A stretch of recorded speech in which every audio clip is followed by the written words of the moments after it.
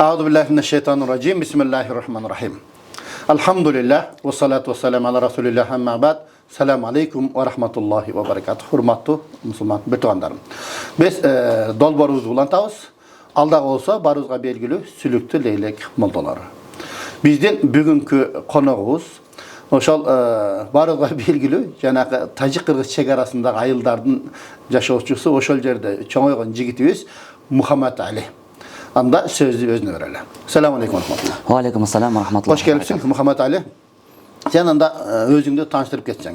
Atın kim, ataң аты kim, kançanчı jıl bolosуң, leylektin kaysı ayılından bolosуң, andan keseklerden kaysı urusundan bolosуң. Sen mına bizde köçe içkilikler jaşayt da. Tanıştırıp ketsen. Bismillahirrahmanirrahim. Men atım Muhammed Ali болот. Негизги атым 1993-жылы боламын. Анан мен өзүмдүн атамдын аты Имар Али болот. Анан мен ошол Лейлек районундагы ошол 60 жылдык айылда чоңоюп, ошол жакта мектепти окуп бүтүрүп өскөнмүн. Өзүңүздөр билесиздер, бул Лейлек району 60 жылдык бул баягы Тажикстан менен чегараш жер. Жалпы баягында Лейлек дамлалар, лейлekчилерге бардыгына ал жер баягындай чегарага байланыштуу арка зонасы деп коет. Эми арка зонасы бизди баягына арка 1, арка 2 деп коет. Эми азыркы учурда жаштык айылда деп коюшат азыркы учурдачы. Ошондуктан эми ошол жакта өскөнбүз, Кудайга шүгүр. Эми ал жерлерди өзүңүз билесиз, баягындай суулары таза, абасы таза, анан баягындай мөмө жемиштери жыттанган жер. Ошол жерде чоңоюп өсүп калдык, Кудайга шүгүр. Анан өзүмдү дагы уруу боюнча тааныштыра турган болсом, өзүңүз айткандай, бизде көпчүлүк ошол ичкиликтер жашайт. Бай ичкиликтин 5 баласы жашайт дегендей, 5 баласы жашап калган ошол жакта дейт го. Ошонун арасында биз ичкиликтин мөжөй уруусунан болуп калабыз. Мөжөй. Ошол көбүнчө молдолордон сурап келе турган болсок, бир түрткү атасы молдо же чоң энеси молдо, ошо дини адамдар түрткү болгондо, сен ошол дини жолго же болсо дини илимди алууңа бул эмне түрткү болду же эмне себептен, кайсы жылдары, канча жашынан башталган дини жолго түшүүң? Негизи башынан баштап эле негизи айылда билесиз го, баягы жаш балдар бардык мечитке барып, окуп келип, баягы аталарынын артынан ээрчип барып окуп, ошентип калган электе биз дагычы адам дагы бай 5 мал намаздан калбай багмытка барчу эле. Анан ошентип мен дагы барып кызыгып калып, атам дагы байкап калып, атам айткан, ушул балам ушу медресеге окуу, илим алып кал деп. Анан өзүнүн айылыбызда бир Куат деген чоң бир дамла бар. Ошол устаздын колунан атам менен апам барып туруп, ошол жака барып тапшырды. Анан тапшыргандан кийин күнүгө мектепти окуп бүткөндөн кийин мектептен кийин чыгып алып, Куат дамланын алдыга барып сабак алып. Жанакай боюнча сөөгү меники, эти сеники деген. Ооба, ошондой болгон негизичи атам менен энем барып алып айткан да молдокегечи, Куат дамлага барып айткан, бул сөөгү меники, эти сиздики. Кандай кылса да тарбиялап, жакшылап бир окутуп бериңиз деген. Анан ошонун негизинен ошентип мектепти окуп бүтүп эле барып туруп эле барып ошол жака барып окуп келип, ошентип бир жылдай, 2 жылдай каттадым. Каттап сабак илим алып туруп, анан биздин айылыбызда бир дамладагы ушу Бишкектен медреседе көлмөдө бүткөн болчу эле. Анан ошол дамлабыз айтты, сиз дагы ошонун артынан барып бир илим алсаңыз болобу деп мага сунуш кылып калды дамла. Биздин айылыбызда дамла бир 7-8 бала ушул медресени окуп бүткөн бала бар да биздин айылыбызда. Ошолордун бардыгы ошол Куат деген дамла себепкер болду да, ошол дамла. Анан бул жака келип калдык, анан атам менен энем бул жака алып келди, сизге да чалган. Билсеңиз керексиз. Анан бул жакта ошол бир Бакыт, Көлмөдө Бакыт деген устазыбыз бар. Ошол устазыбыз менен сүйлөшүп, устазыбыз да кеңеш берди. Анан ошентип Алланын буйругу менен ошол көлмөгө кирип калдык. Ошентип Кудайга шүгүр көлмөдө дагы илим алып калдык. Ал жерде да 7 жыл окудук. Алла разы болсун устаздардын бардыгына, өмүрлөрүнө береке берсин устаздардын. Ошентип 7 жыл ал жакта окудук. Эми баягында 7 жылда баштан эмнелер гана өтпөсүн, өтөт экен. Башка түшкөн нерселер дагы болот экен, күлкүлүү нерселер дагы болот экен. Кудайга шүгүр, алхамдулилла. Ошонтип илимди алып келе азырга чейин дагы илимди улантып жүрөбүз ошентип. Анда Muhammed Ali, sen бул жерде окууну бүттүң, эми бай дин ишмердүүлүк сеники кантип башталды? Кантип ошол дин ишмердүүлүгү башталды сенден? Менде дин ишмердүүлүгү мен бул жакта медресени окуп бүткөндөн кийин эле Индия өлкөсүнө барып, Индияга барып келип, ал жакта Дарилифтан окуп келдим.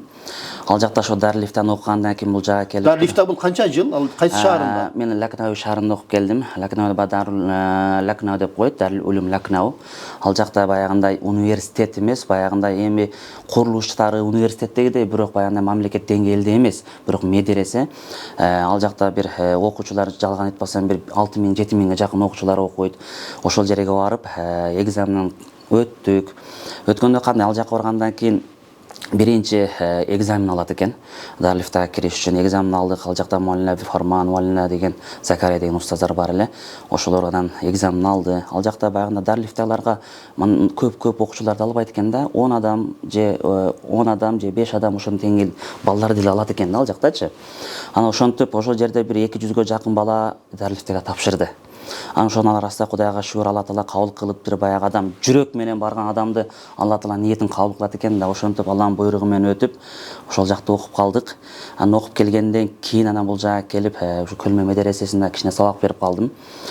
Эми эң алгач мен биринчи баштаган ошол эмем, диний ишмердүүлүгүм ошол Көлмө медресесинен башталган. Мугалимдик менен башталган. Өзүң окуп бүткөн жерде кайра сабак берип. Сабак берип, ошол жерде сабак берип, анан ошентип анан ошол эле учурда мугалим болуп жүрүп дагы анан ошол муфтиятка келип, дарыл ошол фатва бөлүмүндө келип иштеп, ошол жакта кичине мындай тажрыйба алмашып, эми бул жактын тажрыйбасы кандай, ал жак баягындай болот экен да, баары тажрыйба көрбөйүнчө билбейт экенсиң да көп нерсени. Ошентип жүрдүк, анан жүргөндөн кийин Алланын буйругу менен кайра ошол муфтиятка ишке кирип калдык. Азыр Кудайга шүгүр, ошол күндөн баштап биз 2015-жылы медресени бүткөн болсок, 2016-2017 жылы ал жакты бүткөн болсок, 2018-жылдары, 2019-жылдары ошол мугалимдик менен муфтиятты чогуу алып келипбиз да. Кудайга шүгүр, азыркы күнгө чейин ошол муфтиятта, ошол фатва бөлүмүндө, ошол сиздин өзүңүздүн жакын досуңуз, жакын кошунаңыз, ошол жора менен биргеликте иштеп, азыркы күнгө чейин келе жатабыз, Кудайга шүгүр. Эми аяка бизде мурда келген устаздардан айтты да, мисалы Туркияда дагы бир 2 жылдык ошол жанагы Дарылифта бар экен, ошол жакта. Демек, бул жерде Туркияда бар экен, анан Пакистанда дагы бар экен да. Анан мисалы Египетте окугандар эми ал жерде негизги кеси ошол болуп, мисалы жора дамлалар Египетте окуп, Египеттин муфтиятында практика өтүп анан кийин келет. Демек силерде ошол Индияда болгон экен да. Бизге дагы ооба ошол жакта биринчи бул жакта окуп бүткөндөн кийин ал жакта дагы ошол окутат дагы сабак берип, анан элдерден дагы дарылифтага адамдар келет да. Дарылифтага келгенде ошол мурас маселеси боюнча, үй бүлөлүк маселелер боюнча келгенде бизге ошол дүйнө жүзүдө баана сайт бар, келгенде бизге берет эле. Биз ошону изилдеп, балдар менен талкуулап туруп, фатваны сайтка жүктөп ошентип ал жакта да практика болду. Эми ал жактар баягындай динге өскөндүгү себептен баягындай суроолор мен ар кандай болот экен да. Бул жактын суроолору башка, ал жактын суроолору башка, чөйрө башка экен да. Ошондуктан бул жака келип дагы ошол тажрыйба кылып, Кудайга шүгүр, Алла разы болсун, ошентип иштеп келатабыз азыркы күнгө чейин. 2018-ден бери болсо бир 8 жыл болуп калыптыр ошол жерде. Ошол фатва бөлүмүндө күнүгө канча суроо келет элдерден? Фатва бөлүмүндө негизи бизде азыркы учурда 2 бөлүм бар да, фатва бөлүмүндөчү. Бир колл-центр бар, анан кийин адамдарды өзүнчө кабыл ала турган бөлмө бар. Жеке. Анан фатва бөлүмүнө кайрылган суроолор бир күндө, жума күндөрү бир 40га жакын, 50ге жакын адамдар келет. Эми жума күндөн башка күндөрү да кээде кездешип калат. Андан башка күндөлөрү болсо бир 30га жакын адамдар келет. Жеке сүйлөшүү боюнча, кабыл алуу боюнча адамдар келип кайрылат. Эми алардын кайрылгандары кандай? Көпчүлүгү баягындай азыркы учурда Кудайга шүгүр жаштарыбыз динден маалымат алып, ата-энелер балдарга, кыздарга туура тарбия бергендиктен, динден маалымат алгандыктан баягындай диндин талабы күч экен да бизде азыркы учурдачы. Бир баягы кичинекей бир суроо бар, жаш балдар, мектептин окуучулары келет. Чоң баягындай аксакалдар дагы келип диндин маселесин сурап калат. Көрүп туруп мындай сүйүнүп, мындай курсан болуп каласың да аларды көрүпчү. Ошол сыяктуу Кудайга шүгүр, алхамдулилля. Андан бизде колл-центр деген бар. Колл-центрге дагы жок дегенде бир күндө бир 50ге 60га жакын адамдар баягында сообщение аркылуу кайрылат. Анан телефон менен дагы чалып кайрылат. Телефон менен чалгандар дагы бир 50ге 60га жакын адамдар кайрылат да күнүгөчү. Жакшы, Алла разы болсун. Негизи бул жерде ошол элдин муктаждыгын жоюу болуп эсептелет да, бул да болсо. Элде канчалык талап болсо, ошого жараша мына бизде кызматтагын күчөйт. Демек, башында жөн эле бай жекеме кабыл алуу болчу да, кийин колл-центр ачылды. Уже 2 жыл болуп калды ошо ачылган. Ачылганыга 2 жыл болуп калды. Алла разы болсын, бирок ушундай бир долбоолорду баштап кадам баштаган экенсиздер. Ушул башта сиздер туруп, аксакалдардын дуасы менен ушул жерди баштаган экенсиздер. Бардыгыңыздарга Алла разы болсын, бардыгыңыздарга Алла таалам ишиңиздерге ийгилик берсин. Ушул жерге келип, устаздарыбыз, дамналарыбыз келип, сиздерге ошо сүйлөп берип, булардын бардыгыбыздын биздин сүйлөгөндөрүбүз бул ошол лейлик сүлтүн молдолордун ынтымагы, биримдиги, ошолордун бардыгы бир жакшылыгы да. Бизди көрүп туруп башкалар дагы дамналарыбыз ушундай кылыптыр деп, алар дагы бир жакшы жакка тартылып калат деген бир ой максат. Бардыгыңыздарга Алла разы болсын ушундай долбоорду кылганга. Мындан башка дагы бир жакшы идеялардан иншалла айтканга даярбыз. Башка дамналар да сиздерге айткан болсо керек идеяларды. Иншалла мындан ары дагы бир жакшы бир мындай долбоорлорду дагы түзгөнгө Аллах таалам сиздерге күч кубат берсин. Амин, амин. Алла разы болсын. Негизи мына туугандар, биз ар бир сабактын акырында келген коногубуз азыркы өзүнүн баягы турмуш тажрыйбасынан, жосо дин жашоосунан алган сабактарынан улам жаштарга өзүнүн насааттарын айтат да. Мында Мухаммад Али, сен дагы камераны карап туруп, азыркы жаштарга кандай насаат айтат? Ушул азыркы учурда жаш балдарга эң алгач айта турган болсок, эң алгач биринчи биз бардыгыбыз баягындай бизге пайгамбарыбыз саллаллаху алейхи вассалам жалпы үммөтүнө ата болгон сыяктуу биз дагы өзүнүн ата-энелерибиз бар. Ошо ата-энелерибизге баш ийип, алардын айткандарын кылып, алардын кызматын кылып, алардан бир дуа алып, алардын айткан сөздөрүнөн чыкпай бир жакшы ата-энелерибизге кызмат кыла турган болсок, Аллах таалам биз менен бизди иншалла бул дүйнө акыретте бардыгыбызды бактылуу кылат.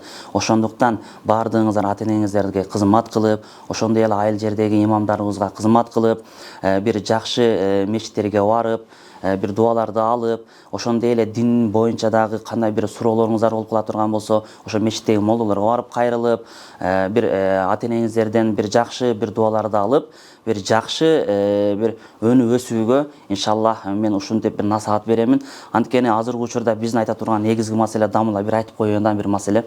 Бизде баягы кече муфтиятта ушундай бир чогулуш болуп калды да. Чогулуш болуп калганда азыркы учурда көпчүлүк адамдар бизде ажырашуу көп болуп кетип атыптыр да. Ажырашуучу баягы бир 70-60% ошо ажырашуу боюнча келет экен да.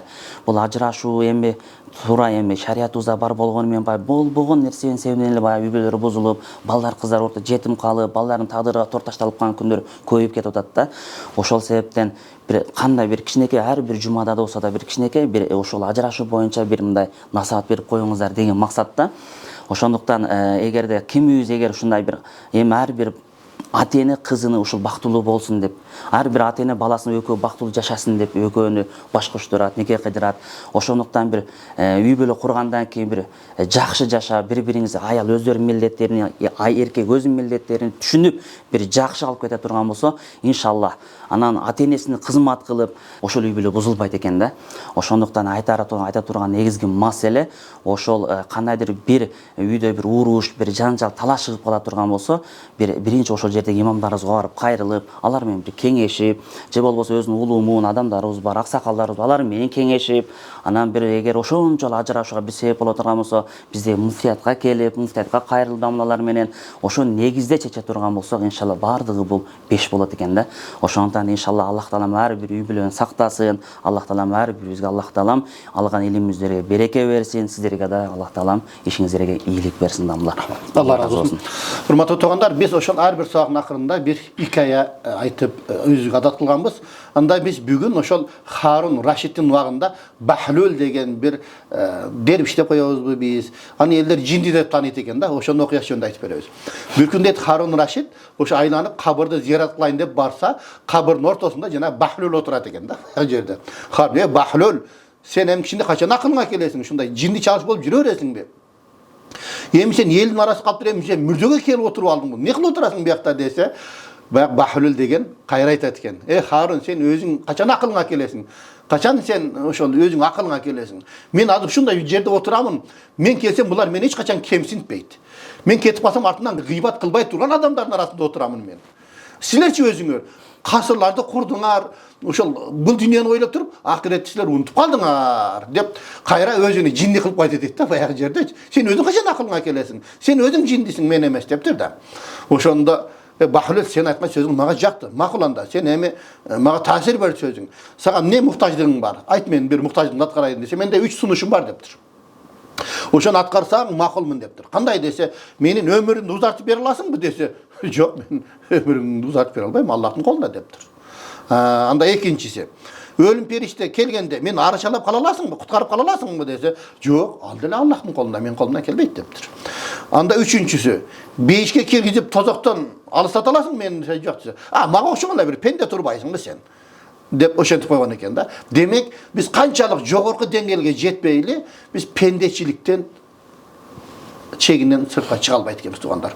Ошондуктан біз дайыма Аллах Тааланын бергеніне разы болып, Аллах Тааланын бұйрықтарын тағатқанға әрекет қылсақ болды. Себебі бізде кейбір уақытта байлық болғанда, бийлік болғанда, ошол адам өзінің чегінен кейде шығып кеткен уақыттар болады да. Харун Рашидтің жана Бахлул деген дервиш өзінің орнына қойып қойған екен. Ошондон туғандар, біздің негізге айта тұрған мақсатыбыз адам болып жашайлы, шариаттың чегінен шықпасақ, біз сөзсіз бақытлы боламыз. Анда Мухаммед Али бір дуа қылып сабақты жиынтықтайық. Амин. Алхамдулиллахи раббил аламин, вассалату вассаламу аля ашрафил анбия вал мурсалин ва аля алихи ва асхабихи ажмаин. Аллах Таалам ушул окулган ушул аяттарга, хадистерге бардыгыбызга амал кылганга жараткан Аллах Таалам тауфик берген болсун. Аллах Таалам ушул Курандын, ушул аяттардын, ушул окуялардын берекетине, урматына, ушул устаздарыбыздын Аллах Таалам өмүрлөрүнө береке берген болсун. Жараткан Аллах Таалам ушул баштап жаткан ишиңиздерге дайыма ийгиликтерди берип, Аллах Таалам жолуңуздарды дайыма бардыгыбыздын ачык кылган болсун. Аллаху акбар.